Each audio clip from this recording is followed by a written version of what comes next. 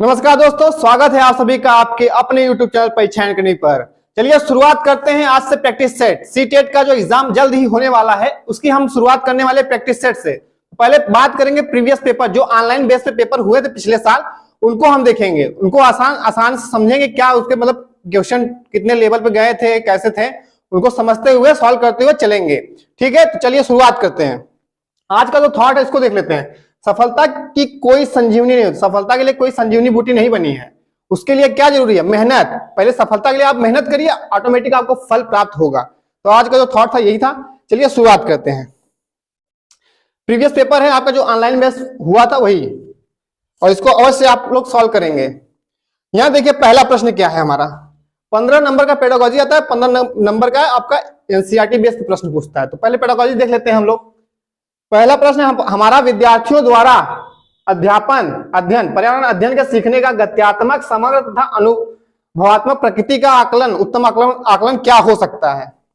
बात कर रहा है कि जो विद्यार्थियों को पर्यावरण अध्ययन का सीखने का जो आकलन हम करेंगे पूरे होल, मतलब गत्यात्मक रूप से, समग्र होल रूप से, अनुभव के रूप से उनकी जो प्रकृति पूरी मतलब आकलन करेंगे उत्तम रूप से, उसके लिए क्या सही उनका आकलन करने का तरीका होगा। ऑप्शन एक है आपका ए, निर्धारण, क्रम निर्धारण मापनी द्वारा, रेटिंग स्केल के माध्यम से, जिसपे हम रेटिंग मतलब कि गुड बेटर जैसे करते हैं उस पे, और पेन पेपर द्वारा, पेन पेपर से करें, या फिर विश्वसनीय आकलन युक्तियों द्वारा।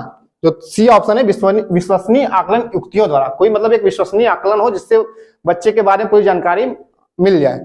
और आखिरी जो ऑप्शन है आपका मौखिक परीक्षा द्वारा, ओरल टेस्ट लेके हम उसका आकलन कर लें पूरा, जबकि उसका पूरा आकलन करना है, पूरे मतलब कि संपूर्ण गत्यात्मक, समग्र, अनुभवात्मक सबका आकलन करना है। तो इसके लिए आपका जो बेस्ट आंसर होगा वो आपका थर्ड होगा, सी, विश्वसनीय आकलन। क्योंकि निर्धारण मापने से हम गुड बेटर बता के नहीं छोड़ सकते, पेन पेपर की जरूरत नहीं है इसमें, और न मौखिक जरूरत है। इसका तो सही आंसर है आपका विश्वसनीय आकलन युक्तियों द्वारा, ये आंसर आपका सही होगा, पहले का आपका सी।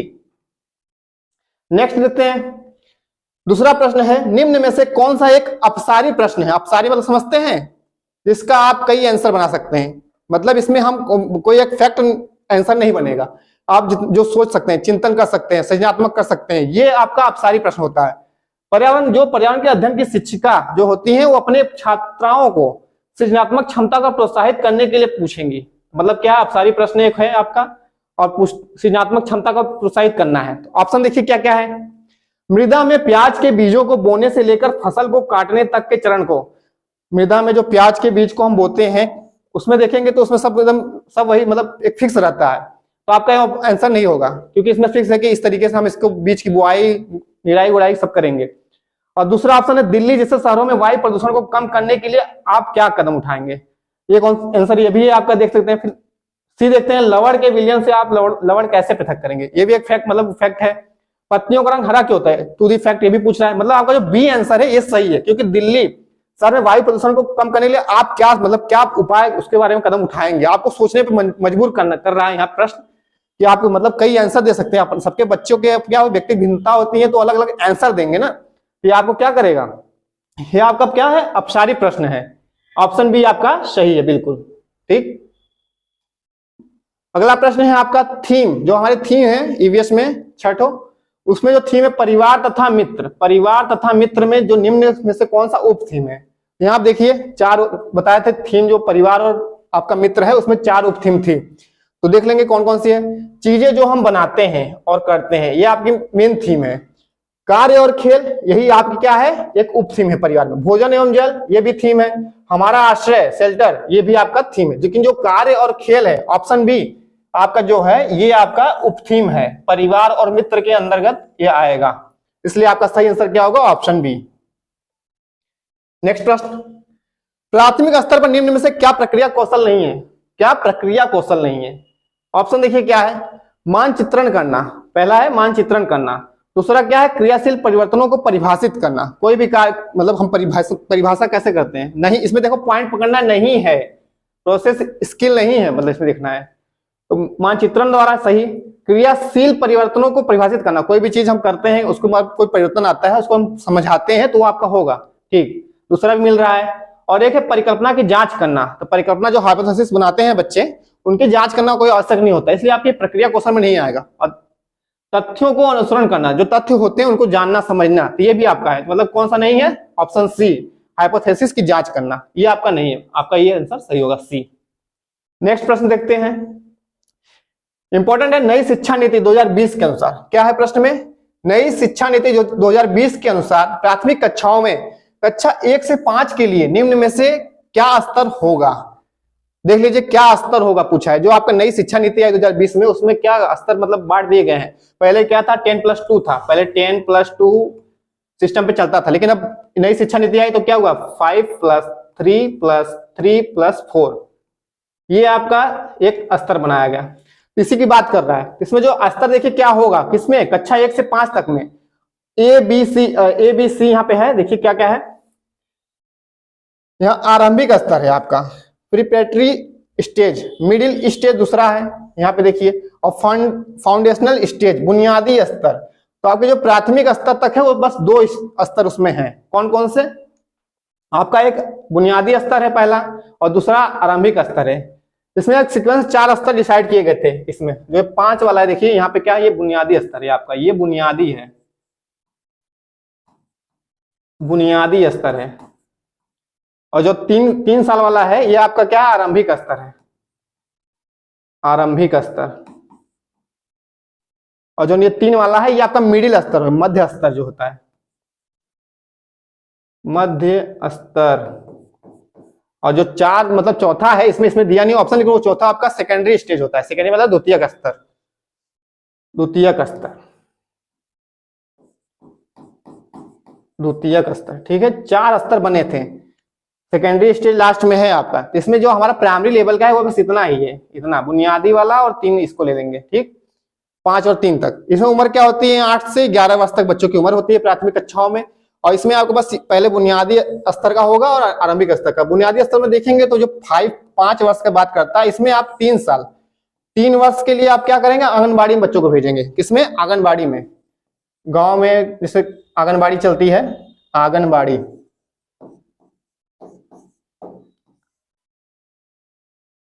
ठीक, आंगनबाड़ी में भेजेंगे। और इसके बाद जो 2 साल इसका बचता है उसमें आप बच्चे को कक्षा 1 और 2 में,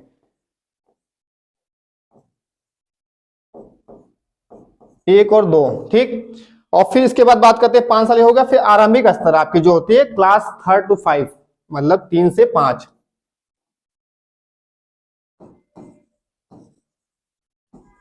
3 to 5, ये आपके आरंभिक स्तर में प्रिपरेटरी स्टेज में आती है। तो ये आपकी जो एनसीएफ की बात की गई थी, सॉरी एनईपी में, नई शिक्षा नीति में, ये ऐसे ही मतलब कि कक्षा 1 से 5 तक में कौन से स्तर आएंगे, तो आपके इसमें से आरंभिक स्तर एक है और बुनियादी स्तर है, तो कक्षा 5 तक हो गया।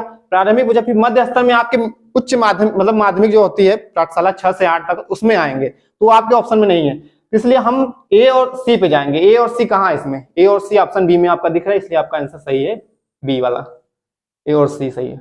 नेक्स्ट प्रश्न, पर्यावरण अध्ययन में सीखने का आकलन करने का उद्देश्य क्या है, उद्देश्य है क्या, देखिए, विद्यार्थी को उपलब्धियों के विषय में जानकारी एकत्र करें, जो मतलब कि विद्यार्थी की क्या उपलब्धि है उसके बारे में उसकी जानकारी है, मतलब उसकी क्या है मूल्यांकन एक टाइप से करना, अचीवमेंट क्या उसका मतलब क्या प्रोग्रेस हुआ है पढ़ाई में, इसको छोड़ते हैं। यह मूल्यांकन की अपेक्षा शिक्षण का एक मार्ग है। अपेक्षा मतलब क्या है, अपेक्षा मतलब कट गया आपका, ये नहीं हो सकता।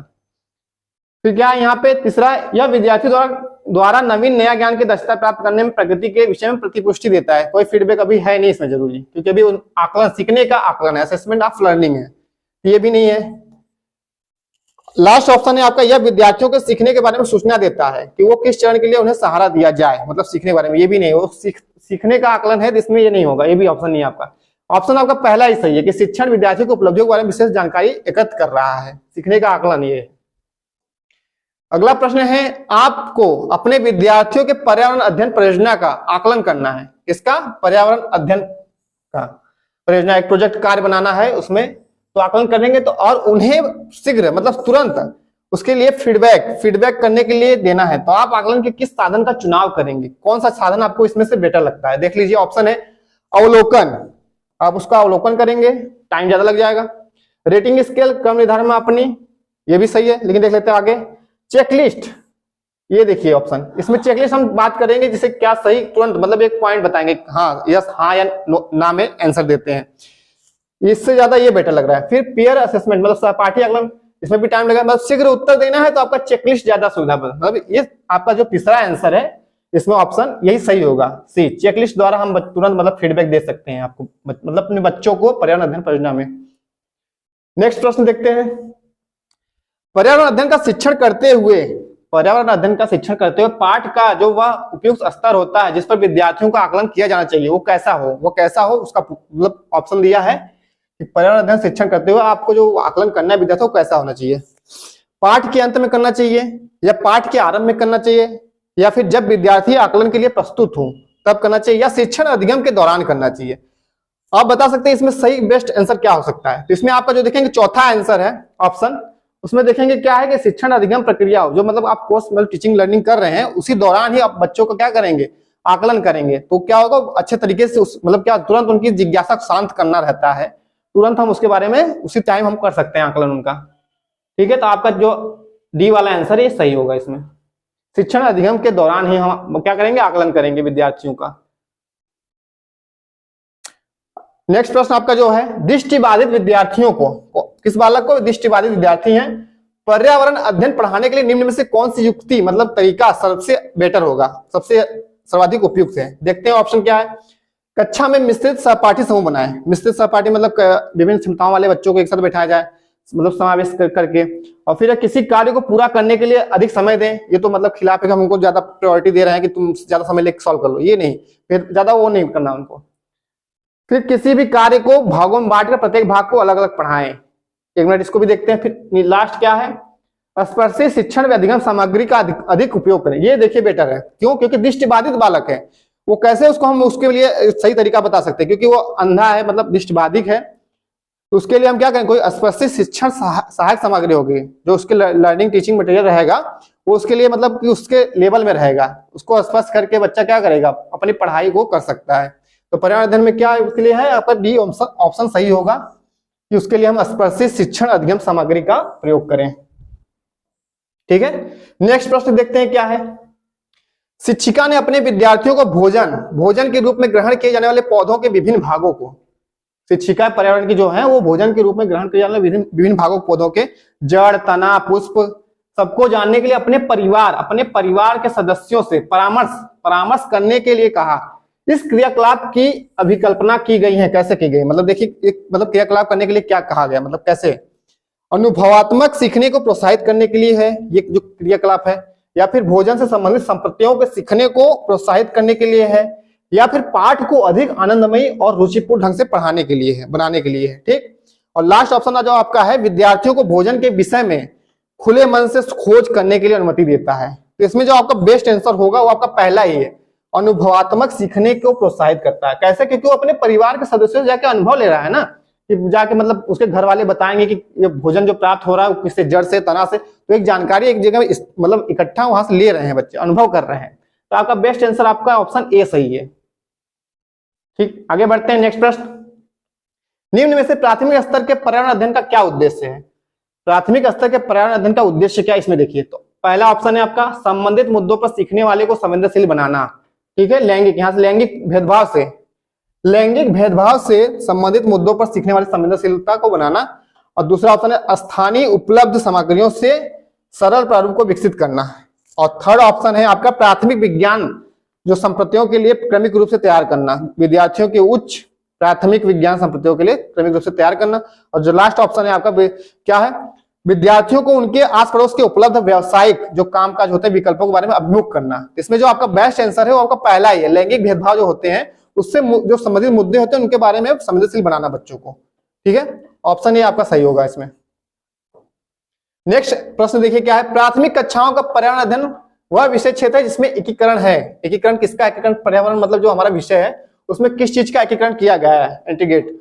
देखिए क्या है ऑप्शन, पर्यावरणीय शिक्षा के संप्रत्यों एवं मुद्दों को, विज्ञान एवं पर्यावरणीय शिक्षा के संप्रत्यों एवं मुद्दों को किया गया है, या फिर सामाजिक विज्ञान के संप्रत्यों एवं मुद्दों का किया गया है, या फिर विज्ञान और सामाजिक विज्ञान के संप्रत्यों एवं मुद्दों का किया गया है। और लास्ट ऑप्शन आपका है विज्ञान, सामाजिक विज्ञान और पर्यावरणीय शिक्षा का मतलब जिसमें तीनों आते हैं, विज्ञान भी है, सामाजिक भी है और पर्यावरण भी है। तो हमारे क्या है, प्राइमरी स्तर पे तीनों विषयों को एकीकृत किया गया है, मतलब कि विज्ञान साइंस पहले अलग अलग थे लेकिन उनको सबको एक में मिला दिया गया है। ठीक है, तो इसमें क्या है आपका डी आंसर जो आपका लास्ट ऑप्शन है यही सही है।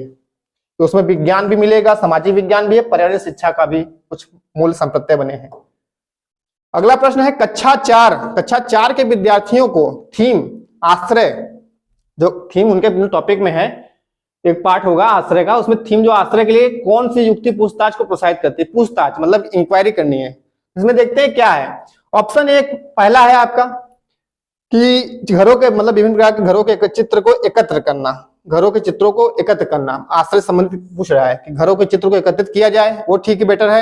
या विभिन्न प्रकार के आश्रयों को चित्र साझा करना, कि दिखाना एक दूसरे को, देखो ये सही, ये इस टाइप का मतलब घर का आश्रय है, आश्रय का चित्र एकत्रित करना। और फिर क्या है इसमें लास्ट, इसमें देखिए विभिन्न मकान निर्माण स्थल पर जाने के उपरांत विद्यार्थियों को अपने अनुभवों को सुनाने के लिए करना। ये बेस्ट आंसर आपका, विभिन्न मकान निर्माण स्थलों पर जाना, क्योंकि वहां प्रत्यक्ष रूप से जाके जो देखते हैं बच्चे, उसके बारे में अपने अनुभव को जो बताएंगे, तो ही आपका इसमें पूछताछ करने के लिए बेटर ऑप्शन होता है। लास्ट में देखिए देश के विभिन्न आश्रयों पर एक पावर पॉइंट प्रस्तुत करना। ये पावर पॉइंट अभी क्या है, प्राइमरी स्तर पे ये सब ज्यादा वो नहीं है। तो क्या है, विभिन्न मकान निर्माण जहां स्थल हो रहे हैं वहां पर स्थलों पे जाना है, और वहां प्रत्यक्ष रूप से जो देखते हैं बच्चे, वो अनुभव अपना पूछताछ कर सकते हैं इसमें। अगला देखते हैं पर्यावरण अध्ययन के शिक्षण में। प्रश्न है पर्यावरण अध्ययन के शिक्षण में कला एवं कौशल का समावेश करना चाहिए, क्योंकि क्या है वो प्रोत्साहित करता है, किसको प्रोत्साहित करता है। देखिए इसमें ऑप्शन 4 दिए हैं, इसमें 2-3 ऑप्शन सही होते हैं। पहला है क्रिएटिविटी, सृजनात्मकता का, और दूसरा है सहपाठी साथ साथ सीखने का, मतलब कि पीयर लर्निंग, एक साथ मिलकर हम लोग जो पढ़ाई पढ़ते हैं सीखते हैं पर्यावरण में। एक तरह से भी कला है हमारी। कक्षा में अनुशासन ये तो डिसिप्लिन कोई वो नहीं करता, डिसिप्लिन नहीं है इसमें, कट जाएगा। समावेश मतलब एक साथ हम व्यक्ति भिन्नता श्रेणी बच्चों की जो अलग अलग होती है, सबको एक साथ मिला के हम कोई चीज करते हैं, तो क्या है कला एवं कौशल का समावेश होता है उसमें। ठीक है, तो आपका देखिए ए बी और डी आंसर जिसमें होगा वही सही होगा। ए बी और डी आपका डी आंसर जो है इसमें लास्ट वाला यही सही है, ए बी और डी, क्योंकि इसमें सृजनशील बच्चे होते हैं, साथ साथ मिलकर सीखते भी हैं, और समावेशन का उसमें दिखता है हमको कि क्या बच्चे सब एक समान तो नहीं है, सब समान मतलब अलग अलग प्रवृत्ति के होते हैं। चलिए आगे देखते हैं अगला प्रश्न।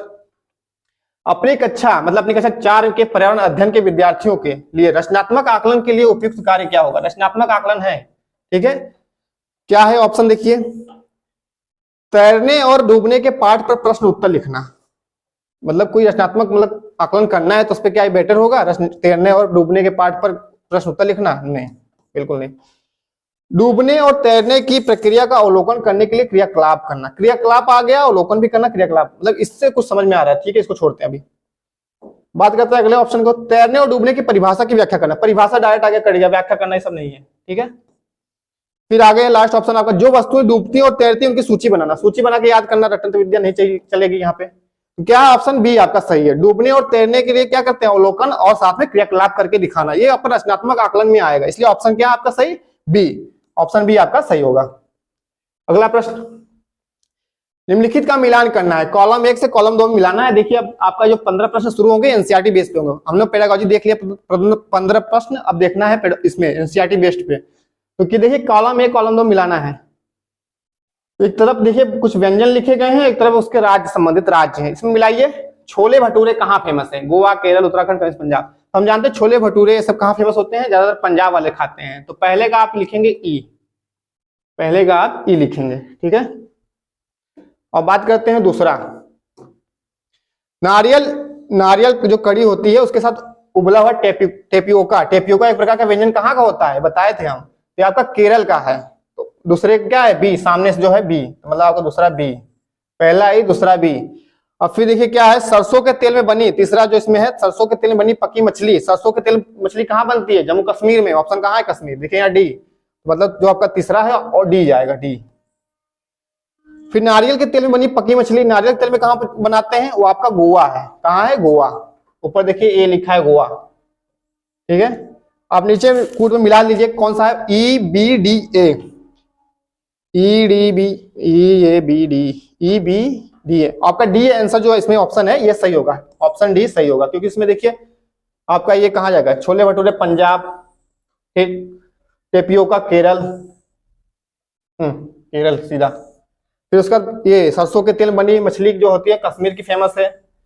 और फिर नारियल के तेल में बनी जो मछली होती है वो कहाँ है आपका, गोवा में। ठीक है, आपका आंसर मिल गया, यहां से मिलान कर चुके हैं। आगे देखते हैं अगला प्रश्न। एक समूह को चुनिए जिसका प्रयोग पुनः चक्रण रिसाइकिल करना है पश्चात किया जा सकता है। मतलब जिसका हम मतलब कोई समूह, इसमें कुछ चीजें वस्तुएं हैं, उनको रिसाइकिल कर सकते हैं कि नहीं, इसमें छांटना है। तो ऑप्शन ए है आपका पॉलिथीन बैग, कागज, battery, mobile phone. Recycle battery का जल्दी कर नहीं पाएंगे, कागज का हो जाएगा, पॉलिथीन का भी हो सकता है, मोबाइल फोन ये भी नहीं हो पाएगा। ठीक है, तो न्यूज पे दूसरा देखिए, चादरें, समाचार पत्र, प्लास्टिक बोतल, बैटरी। बैटरी से भी आगे ये सब नहीं, कपड़ा उपड़ा नहीं हो सकता रिसाइकिल, मतलब रिसाइकिल नहीं कर सकते उसको। और थर्ड ऑप्शन है लोहे की कील, कांच की बोतल, स्टील मग, गत्ते का डिब्बा। ये कुछ है लग रहा है। ठीक है, आगे देखते हैं। चमड़े का बैग, चमड़े का बैग नहीं होगा। फिर उसका प्लास्टिक तो है, ठीक है, लकड़ी का मेज सड़ जाएगा, फूलदान, चादरें। आपका जो सी आंसर है, इसकी रिसाइकिल हम कर सकते हैं, मतलब इसको पुनः चक्रित कर सकते हैं। किसी चीज को हम क्या करते हैं, मतलब कि पुरानी हो जाती है, मतलब खराब हो जाती है, उसको हम क्या करते हैं, यूज में ला कर कंपनी वाले क्या करते हैं, उसको फिर से दूसरी चीज बना देते हैं, उसी से बना देते हैं, इसलिए उसे हम रिसाइकिल करते हैं, पुनः चक्रण। ठीक, तो आपका सी आंसर जो है, लोहे की कील को हम कर सकते हैं, कांच की बोतल है, स्टील का मग है, गत्ते का क्या है, डिब्बा है कागज का। ठीक है, कर देंगे। ठीक, आपका सी आंसर सही होगा इसमें। चलिए अब हाथी विशेषता देखिए, प्रश्न में पूछा है, क्या पूछा है, निम्नलिखित में से सही कथन चुनिए। ये किसकी विशेषता है, हाथी की। इसमें जो सही होगा वही हम लोग छांटना है। तो पहले देखते हैं क्या है सही आंसर। हाथी के बारे में विशेषता लिखी गई है, 4 ऑप्शन है आपका, इसमें जो सही है उसको देखते हैं। लिखा है कोई वयस्क हाथी एक दिन में 2 कुंटल से भी अधिक हरे पत्ते और झाड़ियां खाते हैं, जबकि हम पढ़ चुके हैं कितना खाते हैं एक दिन में, 100 किलो, मतलब 1 कुंटल पत्ते खाती है, 1 कुंटल। ये आपका गलत हो गया। ठीक है, पहला आंसर कट गया। दूसरा क्या है ऑप्शन, अत्यधिक भारी होने का अधिकांश हाथी बहुत ज्यादा आराम करना। आराम बहुत ज्यादा करते हैं, नहीं, कितना आराम करते हैं, 2 से 4 घंटे सोते हैं हाथी, बाकी दिन अपना खाना पीना घूमना टहलना रहता है इनका। तो ये भी गलत है आपका। फिर तीसरा ऑप्शन देखिए, यहां तक कि 3 महीने की आयु के जो हाथी का बच्चा होता है, 3 महीने का बच्चा जो होता है, उसका भार जो समानता लगभग कितना होता है, 200 किलोग्राम। 200 किलो कितना बताया, सही आंसर है कि नहीं ये बताइए, क्योंकि जो छोटा बच्चा होता है उसका कम से कम 2 कुंटल उसका वेट होता है हाथी के बच्चे का। तो आपका ये ऑप्शन सही होगा। फिर अधिकांश हाथी औसतन एक दिन में 9 से 10 घंटे सोता है, नहीं, 2 से 4 घंटे, 2 से 4 घंटे। ये भी गलत हो गया। ऑप्शन सही क्या है, सी। आगे देखते हैं। लिखा है किसी सभा में अपना परिचय देते समय किसी छात्र के कथन पर विचार कीजिए। एक छात्र है जो अपना मतलब स्टेटमेंट दिया है, क्या बोला है छात्र ने, मैं जिस जगह से आया हूं वहां के अधिकतर लोग सरसों के तेल में बनी पकी मछली खाना पसंद करते हैं। यह छात्र किस जगह से आया हो सकता है। हम पढ़ चुके हैं सरसों में तेल, जो सरसों के तेल में जो मछली बनती है किस राज्य में फेमस है। ऑप्शन है आपका देखिए, गोवा है कि केरल है कि कश्मीर है कि मिजोरम है। तो आप इसमें आप देखेंगे गोवा नहीं होगा। गोवा क्या है आपका, जो सरसों का तेल नहीं, वहां पे क्या है, नारियल का तेल है। केरल में भी नारियल का तेल। जब कश्मीर, जो ऑप्शन सी है यही आपका सही है। यहाँ पे सरसों के तेल में मछली को फ्राई करके खाया जाता है। ऑप्शन सी आपका सही है। अगला प्रश्न देखिए क्या है, किसी छात्र द्वारा नीचे दिए कथन पर विचार कीजिए। एक छात्र है, उसने भी अपना कथन जो दिया है उसको पहले पढ़ते हैं, फिर ऑप्शन देखते हैं। मैं जिस क्षेत्र से आया हूं वहां बारिश बहुत कम होती है। बारिश बहुत कम होती है, गर्मी बहुत पड़ती है, हमारे घर मिट्टी के बने होते हैं और घरों की दीवारें बहुत मोटी होती हैं और इन्हें मिट्टी के ही पोत कर सुंदर किया जाता है, मतलब मिट्टी से लिप लाप कर बढ़िया से बनाया जाता है। घरों की छतें कटीली झाड़ियां से बनी होती है। कटीली झाड़ियां का प्रयोग करते हैं घरों के छतों पर, मतलब फूल नागफनी का पेड़ और लगाते हैं लोग। तो बता सकते हैं किस मतलब राज्य से बच्चा है। तो यहाँ देखिए ऑप्शन क्या है, लद्दाख से हो सकता है, नहीं, असम से हो सकता है, नहीं, राजस्थान, हाँ ये सही है, क्योंकि राजस्थान की विशेषता है कि वहां पे क्या बहुत गर्मी पड़ती है, बारिश बहुत कम होती है और वहां कटीले पेड़ पौधे उगते हैं। तो आपका आंसर क्या सही होगा, सी। ऑप्शन सी आपका सही है, राजस्थान। अगला प्रश्न है खिजड़ी वृक्ष, जो खिजड़ी वृक्ष बताए कहां पाया जाए, राजस्थान में। वृक्ष के बारे में नीचे दिए कथनों पर विचार कीजिए। इसमें देखो स्टेटमेंट दिया है, 4 दिया है, इसमें से देखते हैं क्या क्या सही होता है। पहला ए देखिए क्या है, यह वृक्ष मुख्यतः रेगिस्तान क्षेत्रों में पाया जाता है। ये सही है आपका, रेगिस्तान क्षेत्र में क्या पाया जाता है, खिजड़ी वृक्ष पाया जाता है, राजस्थान। ठीक है, इसे उगने के लिए अधिक जल की आवश्यकता नहीं होती, ये भी सही है। इसे उगाने के लिए कम मतलब पानी रहेगा, राजस्थान में क्या होती है, कम वर्षा होती है, वहां पे उग जाएगा आसानी से। फिर क्या है तीसरा, देखिए सी क्या कर रहा है, अपने तने में जल को संचित, यह वृक्ष अपने तने में जल को संचित करता है जिसका उपयोग आवश्यकता पड़ने पर किया जाता है। ये बात सही है कि नहीं, नहीं सही है। क्यों, क्योंकि ये गलत है। जो जल का संचय होता है वो राजस्थानी ओक में होता है, जो ऑस्ट्रेलिया का एक पेड़ है, राजस्थानी ओक में जल का संचय होता है, जबकि खिचड़ी वृक्ष में जल का संचय नहीं होता। ठीक, तो आपका ये आंसर गलत हो गया। फिर क्या है, यह वृक्ष की छाल का उपयोग दवाइयों के बनने में होता है था, इसकी लकड़ी पर कीटों का प्रभाव नहीं पड़ता, कीड़ों का प्रभाव नहीं पड़ता। ये भी सही है, पढ़े थे हम लोग कि इनकी जो छाल होती है उनकी दवाइयां बनती हैं। और फिर अगला एक इसमें जो दिया है स्टेटमेंट, इस वृक्ष में बहुत कम पत्तियां होती है, ये गलत होगा। पत्तियां बहुत ज्यादा होती है, क्योंकि वहां राजस्थान में जो पेड़ पाया जाता है, वहां के जो जानवर होते हैं राजस्थान में रहते हैं, वो इन पत्तियों को खाते हैं। हरा मतलब हरी पत्तियों को खाने के लिए इनका प्रयोग होता है उनके जानवरों के लिए। ये भी आपका गलत है। तो ऑप्शन आपका देखो कौन कौन सही है, ए सही है, बी सही है और डी आपका डी सही है। ए बी डी, क्या बात है, ए बी डी कहाँ है, A B D, A B D पहला ही देखिए आपका ऑप्शन ए जो है वही सही है, ऑप्शन ए आपका सही है। विशेषता में खिचड़ी वृक्ष की यही सही है। आगे प्रश्न देखते हैं। टूटता तारा होता है कोई, जो टूटता आसमान में देखेंगे तारा टूटता है तो क्या हो सकता है? ऑप्शन क्या है आपके पास, तारा, धूमकेतु, उल्का, क्षुद्रग्रह। चार ऑप्शन में से क्या हो सकता है टूटता तारा? तो इसका जो सही आंसर जाएगा आपका उल्का, मेट्रॉय होता है। मतलब क्या होता है, मेट्रॉय होता है, मतलब उल्का पिंड होता है, वो गिरता है, टूट के तारा जो गिरता है वो उल्का होता है। ठीक, माउंट एवरेस्ट की चोटी की ऊंचाई क्या है? माउंट एवरेस्ट की चोटी की ऊंचाई क्या है, पूछा है प्रश्न। ऑप्शन देखिए क्या है, 8600 मीटर है कि 8950 मीटर है कि 8850 मीटर है, क्या 8990 मीटर है? तो ऑप्शन आपका बिल्कुल सही कौन सा इसमें होगा? तो आपका जो आप देख रहे हैं ऑप्शन यहाँ पे सी जो है ये बी लिख दिया, ऑप्शन सी है, ये बी है। तो ऑप्शन सी जो है इसमें 8850 मीटर लगभग माउंट एवरेस्ट की चोटी होती है। ठीक है, आगे प्रश्न बात करते हैं। मान लीजिए आप मध्य प्रदेश में हैं, आप एक मध्य प्रदेश राज्य में हैं और इस राज्य के सापेक्ष किस दिशा में हमारे देश के सर्वाधिक घने जंगल हैं? तो मध्य प्रदेश से और घने जंगल जहां है वहां की दिशा में क्या, मतलब वो दिशा बताना है। तो बता सकते हैं मध्य प्रदेश कैसे है? भारत का पहले मैप देखिए,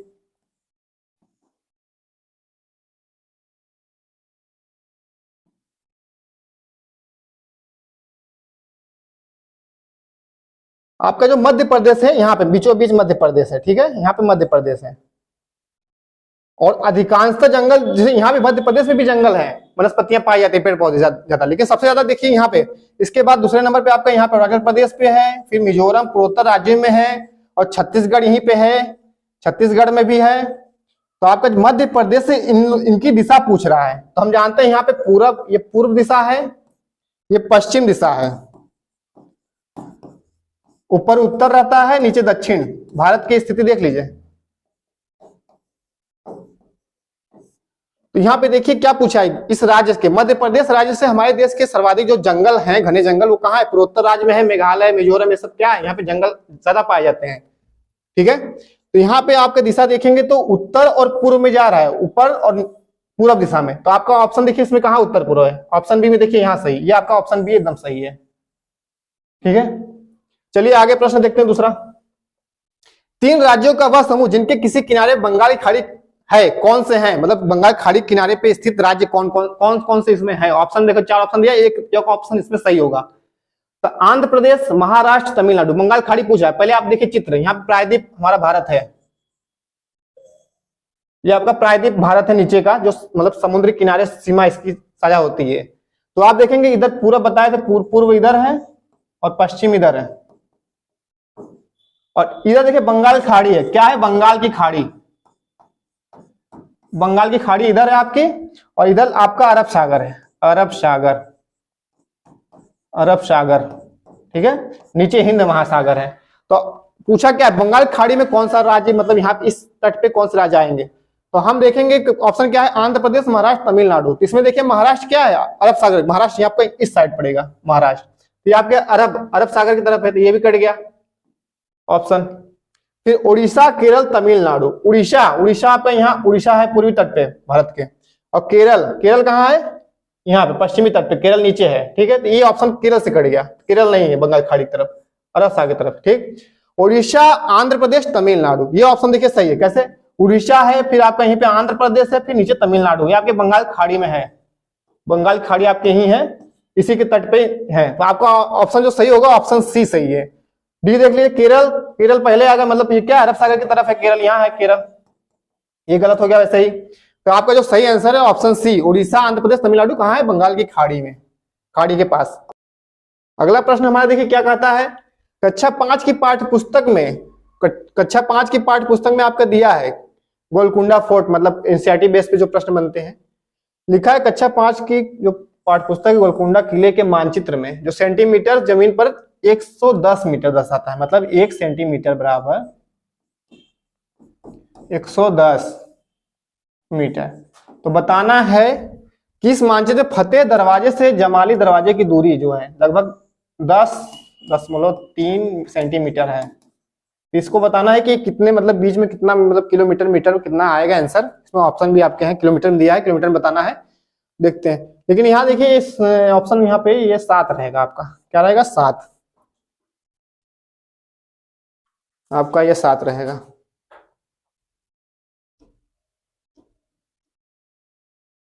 यहाँ पे 10.7 है, ये ऑप्शन यहाँ पे 7 है आपका, 10.3 नहीं है, प्रिंट गलत हुआ है। कितना है पैमाना, 1 सेंटीमीटर बराबर 110 मीटर और 10.7 इसके टोटल है। यहाँ पे देखिए इंग्लिश में सही दिया है। जमीन पे दोनों दरवाजे के बीच दूरी कितनी होगी ये बताना है। तो इसमें पहले कैलकुलेशन करना पड़ेगा, देख लेते हैं।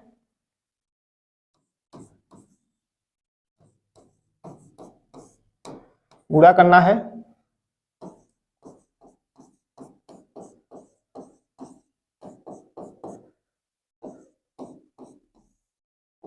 जीरो 7.711 दशमलव 1 अंक पे है, अंक दशमलव लगा देंगे, आपका कितना आएगा, टोटल आएगा आपका 1177 मीटर में आएगा, ठीक है। और किलोमीटर में पूछा है तो इसको हम 1000 से भाग दे देंगे। जब 1000 से भाग देंगे तो दशमलव आपका यहाँ आ जाएगा, ठीक है। 1.117 किलोमीटर हो जाएगा। ये आपकी दूरी हो जाएगी, कितना हो जाएगी, 1.177 किलोमीटर। आपका ऑप्शन बी सही है। इसमें कौन सा सही है, ऑप्शन बी सही है, ठीक है। कैलकुलेशन है सवाल।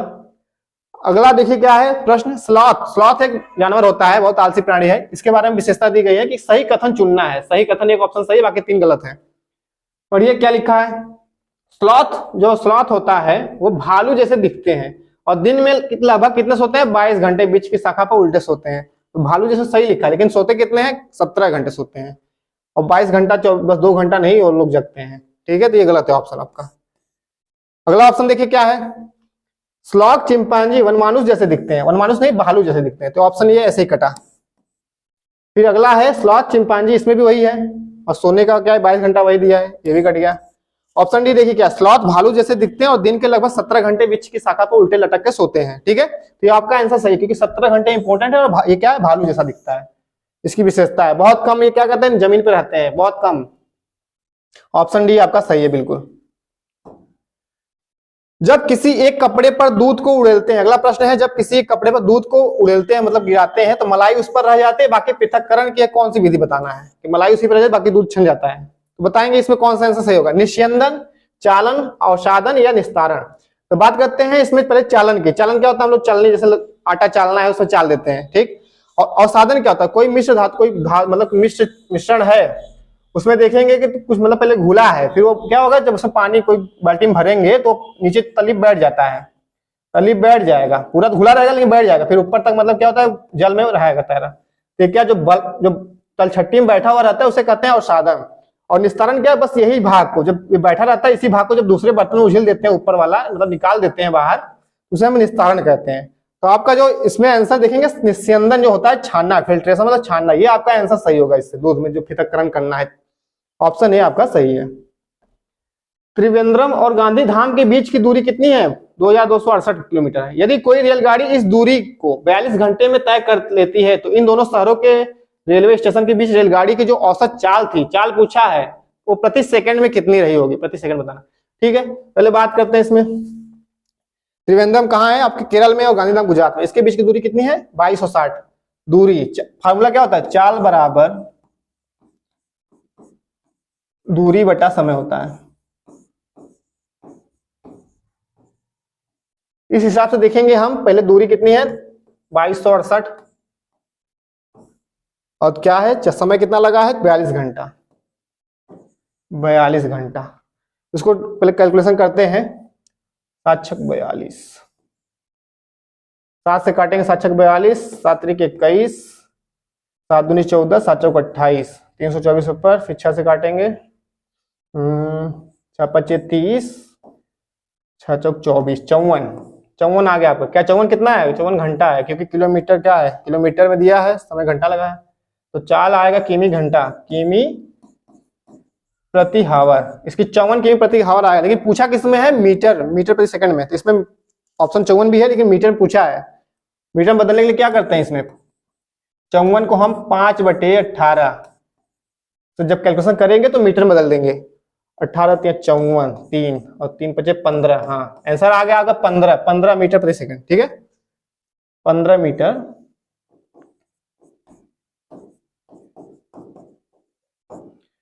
ये आपका ऑप्शन इसमें देखिए डी वाला सही होगा, क्योंकि ये किलोमीटर में नहीं पूछा है, 4 मीटर प्रति सेकंड पूछा था। ठीक है, आपका आंसर सही होगा, डी वाला सही है। आज टॉपिक हमारा यहीं खत्म है, जो प्रैक्टिस सेट करा रहे थे हम लोग प्रीवियस पेपर का। हमारे चैनल को लाइक जरूर करें और सपोर्ट करते रहे। आप सभी का बहुत बहुत धन्यवाद।